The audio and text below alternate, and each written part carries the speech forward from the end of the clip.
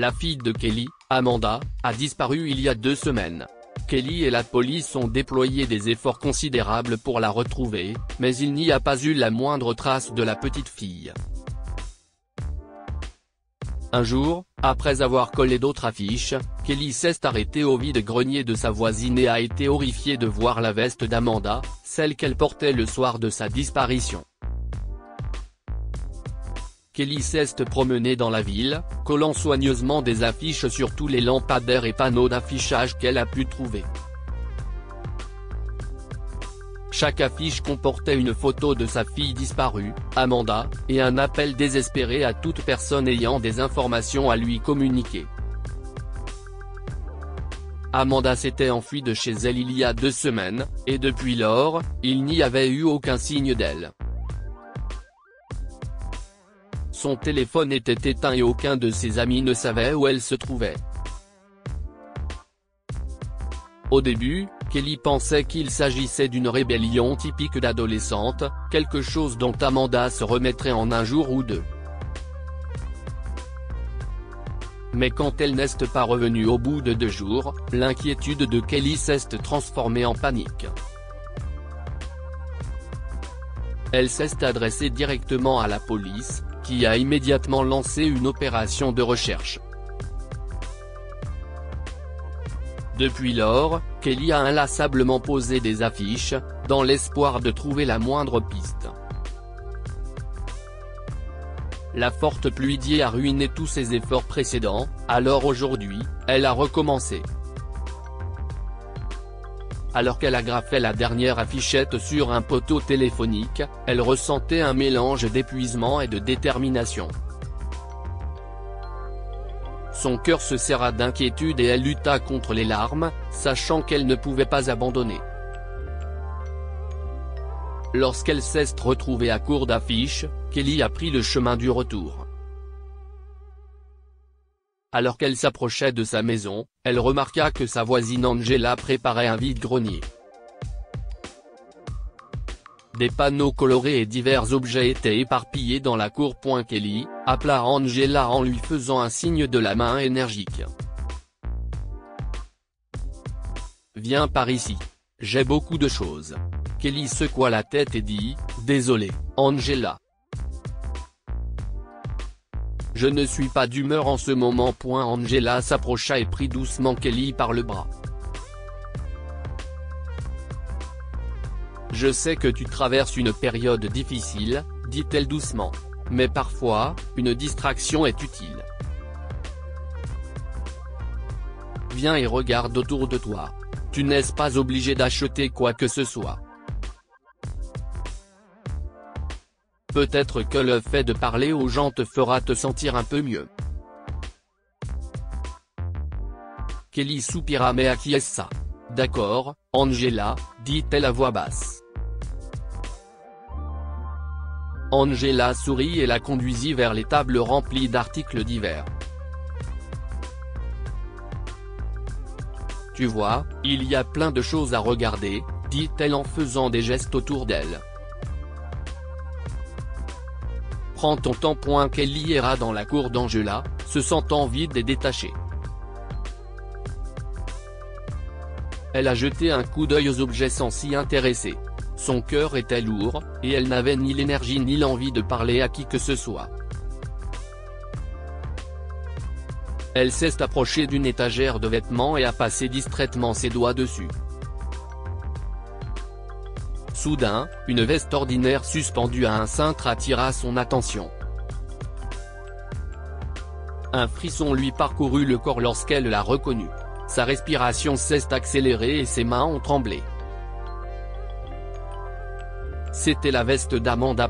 Kelly retira la veste du cintre, l'esprit en ébullition. Elle s'est retournée et a marché d'un pas vif vers Angela, en serrant la veste très fort. Elle avait besoin de réponses. Où as-tu eu ça ? demanda Kelly, sa voix tremblant d'émotion. Angela a pris un air effaré. Kelly ? Qu'est ce qui ne va pas ? Où as-tu trouvé la veste d'Amanda ? La voix de Kelly s'éleva jusqu'à un cri, son visage rougi par l'anxiété et la peur.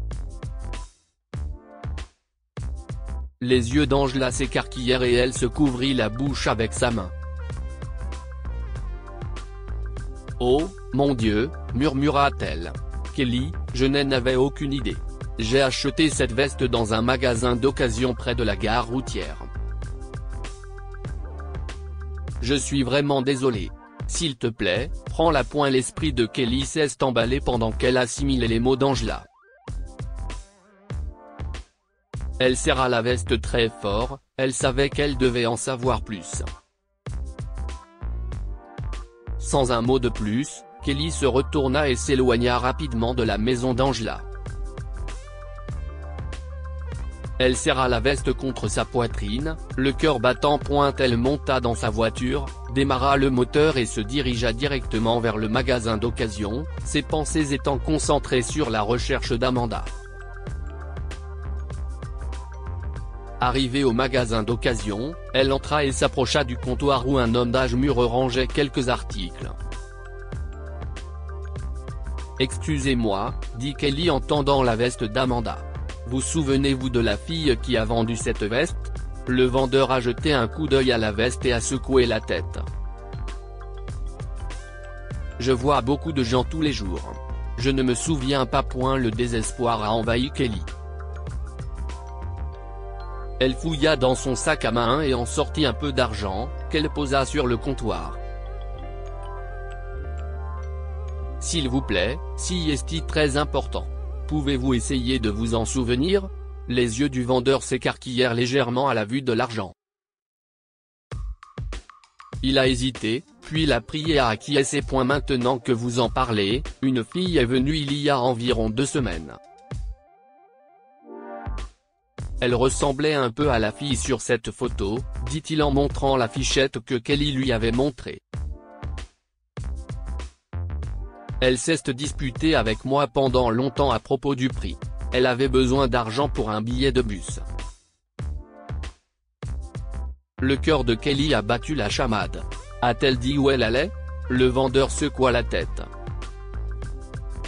« Non, elle ne l'a pas dit.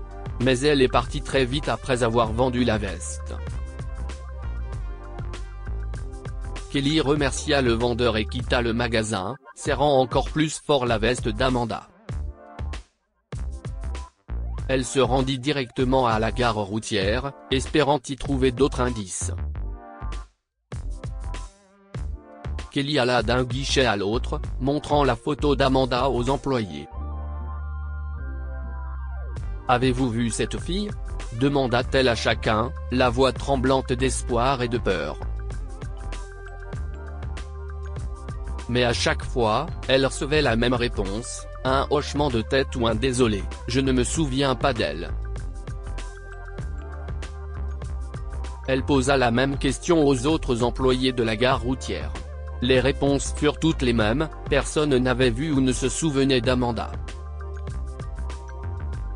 Le cœur de Kelly sombrait à chaque réponse négative, son espoir s'amenuisait.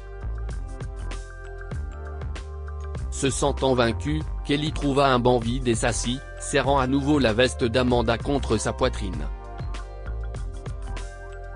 Elle a enfoui son visage dans le tissu, respirant l'odeur faible et familière de sa fille. Des larmes montèrent à ses yeux lorsqu'elle pensa à combien Amanda lui manquait.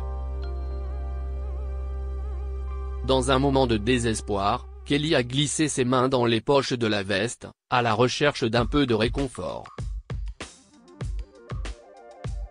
Soudain, ses doigts ont effleuré un morceau de papier plié. Surprise, elle l'a sorti et l'a déplié. C'était une adresse. Son cœur s'est emballé lorsqu'elle a entré l'adresse sur la carte de son téléphone. L'endroit se trouvait dans une ville voisine. Les yeux de Kelly s'écarquillèrent en prenant conscience de la situation. C'était la ville où vivait la mère biologique d'Amanda. Kelly a ressenti une poussée de détermination. Elle avait maintenant une piste, un endroit où aller. Elle essuya ses larmes, respira profondément et se leva. Serrant la veste, elle retourna à sa voiture, prête prête à suivre le nouvel indice dans sa recherche d'Amanda. Alors que Kelly se dirigeait vers la ville voisine, son esprit se remit à penser au jour où Amanda s'était enfuie. C'était un jour qui la hantait encore. Il y a 2 semaines, Amanda était entrée en trombe dans sa chambre, des larmes coulant sur son visage. Elle tenait un morceau de papier dans ses mains, son certificat d'adoption. « Pourquoi ne m'as-tu rien dit ?» cria Amanda, sa voix remplie de colère et de blessures. « J'ai vécu toute ma vie dans le mensonge. » Le cœur de Kelly s'est brisé à ce moment-là. Elle avait essayé de tendre la main à Amanda, de lui expliquer. « Amanda, écoute-moi. Je ne t'ai peut-être pas donné naissance, mais je suis ta vraie mère. Je t'aime et je m'occupe de toi depuis que tu es bébé. » Mais Amanda ne voulait pas l'entendre. Elle recula, le visage déformé par la rage. « Tu n'es pas ma mère. Je te déteste », avait-elle crié avant de sortir de la maison en claquant la porte derrière elle. Kelly était restée là, figée par le choc et le désespoir. Elle espérait qu'Amanda se calmerait et reviendrait à la maison, mais au fur et à mesure que les heures se transformaient en jours, son espoir se transformait en peur. Kelly se reprochait la disparition d'Amanda. Elle aurait dû dire la vérité à Amanda il y a des années, mais elle n'en avait jamais eu le courage. Maintenant, Amanda était partie à la recherche de la femme qui l'avait mise au monde, une femme que Kelly savait troublée et peu fiable. La mère biologique d'Amanda avait des antécédents d'alcoolisme et avait abandonné Amanda à la naissance. L'idée qu'Amanda soit avec une telle personne la remplit d'effroi. Elle avait toujours essayé de protéger Amanda de cette douloureuse vérité, mais maintenant elle semblait les séparer. Kelly savait qu'elle devait trouver Amanda et la ramener à la maison, là où elle devait être. Le cœur lourd mais l'esprit déterminé, elle a poursuivi sa route, espérant et priant pour la sécurité de sa fille. Kelly est arrivée à l'adresse indiquée sur le morceau de papier qu'elle avait trouvé dans la veste d'Amanda. Son cœur battait la chamade alors qu'elle garait la voiture et sortait. Elle s'est approchée de la maison, le pas hésitant mais déterminé. Elle frappa à la porte, espérant de tout cœur que c'est Amanda qui répondra. La porte s'est ouverte en grinçant et, à la place, une femme d'âge moyen est apparue. Son visage était marqué par des années de vie difficiles et elle sentait fortement l'alcool. Le cœur de Kelly se serra en voyant l'apparence ébouriffée de la femme. La femme recula légèrement, permettant à Kelly de voir l'intérieur de la maison.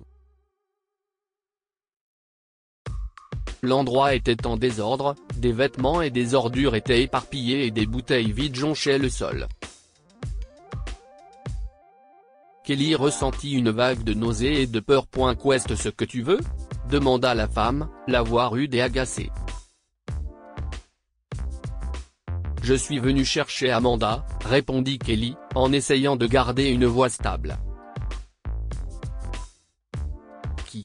Il n'y a personne de ce nom ici, dit la femme en commençant à fermer la porte. Kelly a rapidement posé sa main sur la porte pour l'empêcher. Amanda est ma fille. Elle a 15 ans, de longs cheveux bruns et des yeux verts.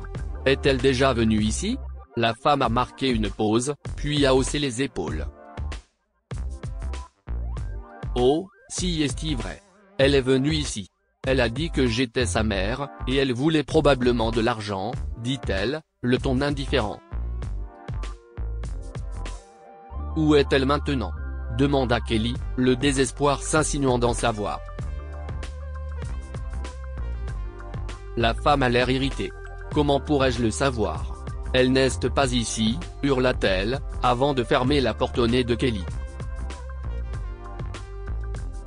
Kelly est restée là, stupéfaite avec le cœur brisé.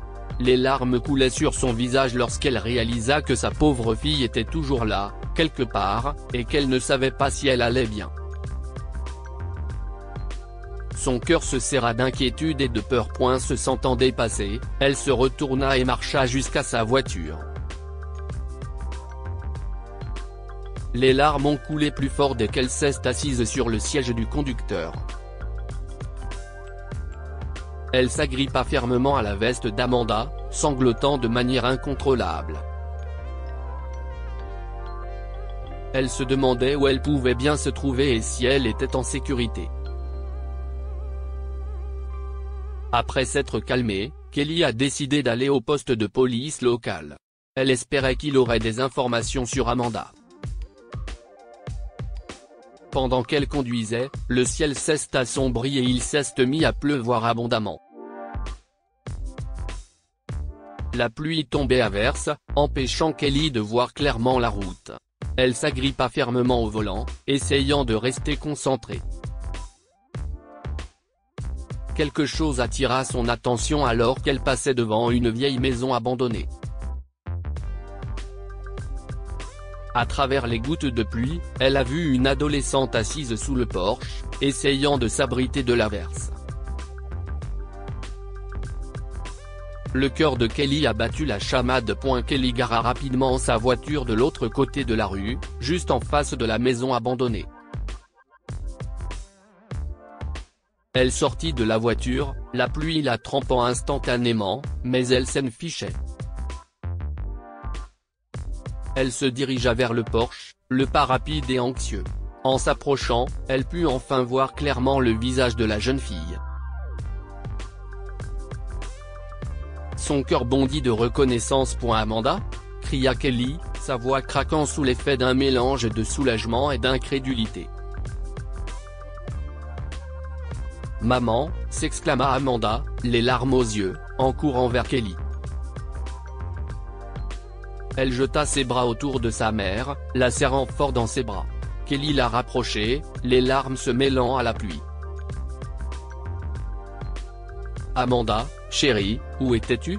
demanda Kelly, la voix tremblante d'émotion. Je vivais dans cette maison abandonnée, dit Amanda, la voix brisée. Je suis venue ici pour retrouver ma mère biologique, mais elle... Amanda n'a pas pu terminer. Elle se remit à pleurer, s'accrochant encore plus fort à Kelly. Kelly a caressé les cheveux mouillés de sa fille, en essayant de l'apaiser. Je sais, chérie, je sais. Mais tout va bien maintenant. Tu es de nouveau avec moi. Pourquoi ne m'as-tu pas appelé ? On m'a volé mon téléphone, dit Amanda à travers ses sanglots. Et je ne pensais pas que tu voudrais me voir après tout ce qui s'est passé. Le cœur de Kelly se serra en entendant ces mots. Bien sûr que je voudrais te voir. Tu es ma fille, Amanda. Tu ne peux pas imaginer à quel point j'étais inquiète pour toi. Amanda regarda Kelly, les yeux remplis de remords. S'il te plaît, pardonne-moi. Je me suis trompée. Je ne voulais pas dire que tu n'es pas ma mère parce que ce n'est pas vrai. Tu as toujours été ma mère. Kelly a ressenti un élan d'amour et de soulagement. Et je le serai toujours. Et s'il te plaît, pardonne-moi de t'avoir caché la vérité pendant si longtemps. J'avais peur de te faire du mal. Peux-tu me pardonner ? Amanda acquiesça, les larmes aux yeux. Kelly sourit à travers ses larmes. Rentrons à la maison, où nous allons toutes les deux attraper un rhume sous cette pluie. Elle essaya de lâcher Amanda doucement, mais cette dernière ne la laissa pas faire. Kelly serra de nouveau Amanda dans ses bras, ne voulant pas la lâcher non plus. Maman, Tu m'as tellement manqué, murmura-t-elle. Tu m'as manqué aussi, Amanda. Plus que tu ne peux l'imaginer, répondit Kelly en serrant sa fille contre elle.